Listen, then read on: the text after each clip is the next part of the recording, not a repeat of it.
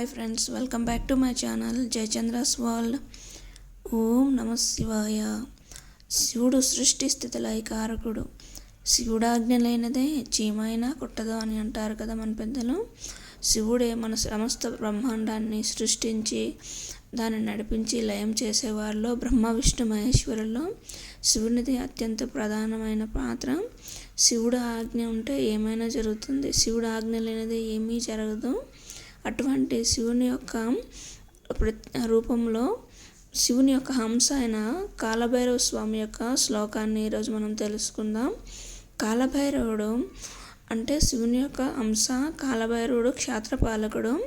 అటువంటి కాలభైరవుని యొక్క శ్లోకం అనేది మనం ప్రతినిత్యము పఠించడం వలన మనకు సమస్తము దరిచేరుతాయి.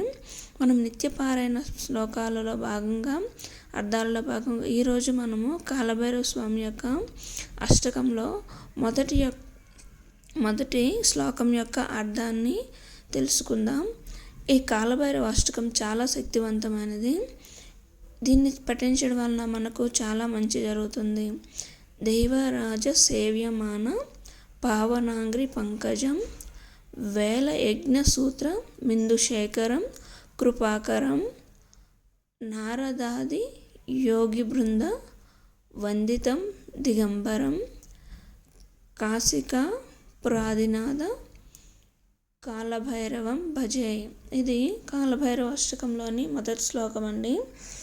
ఈ యొక్క శ్లోకాన్ని మనము కాలభైరవ అష్టకంలో 8 శ్లోకాలు ఉంటాయి. ఇది మొదటి శ్లోకము. ఈ మొదటి శ్లోకం యొక్క అర్థాన్ని ఈరోజు మనం తెలుసుకుందాం. మొత్తం 8 శ్లోకం యొక్క అర్థాలను ఒకే వీడియోలో చేయడం చాలా లాంగ్ అవుతుందని ఒక్కొక్క శ్లోకాన్ని ఒక్కొక్క వీడియోలో చేయాలనుకుంటున్నాను. ఇది మొదటి శ్లోకము. ఈ శ్లోకం యొక్క అర్థాన్ని ఇప్పుడు మనం తెలుసుకుందాం. ఈ అర్థం ఏంటంటే, దేవరాజ సేవ్యమాన పావనాంగిర్ పంకజం అంటే ఇంద్రుని చేత, దేవరాజు అంటే ఇంద్రుడి చేత పూజించబడే పవిత్ర పాదపద్మాలు కలవాడు. అలానే పామును యజ్ఞోపవీతంగా ధరించేవాడు. శివుడు కానీ కాలభైరవుడు కానీ పామును యజ్ఞోపవీతంగా తన కంఠహారంగా కూడా ధరిస్తారు కదా. ఆ విధంగా పామును యజ్ఞోపవీతంగా ధరించేవాడు. అంతేకాకుండా తల మీద చంద్రవంకను ధరించేవాడు. ఆయన తల మీద చంద్రవంక అనేది ధరిస్తాడు కదా, అది కాలభైరవ స్వామి కూడా శివుడు అంశ కాబట్టి అలానే ఉంటారండి. అంతేకాకుండా అత్యంత కరుణ కలవాడు మరియు నారదుడు మరియు యోగుల చేత స్తుతించబడేవాడు అయిన దిగంబరుడు. దిగంబరుడు అని శివుణ్ణి కూడా పిలుస్తారు కదా. శివుని హంస కాలభైరవ స్వామి కాబట్టి ఆయన కూడా దిగంబరుడు అని పిలుస్తారు.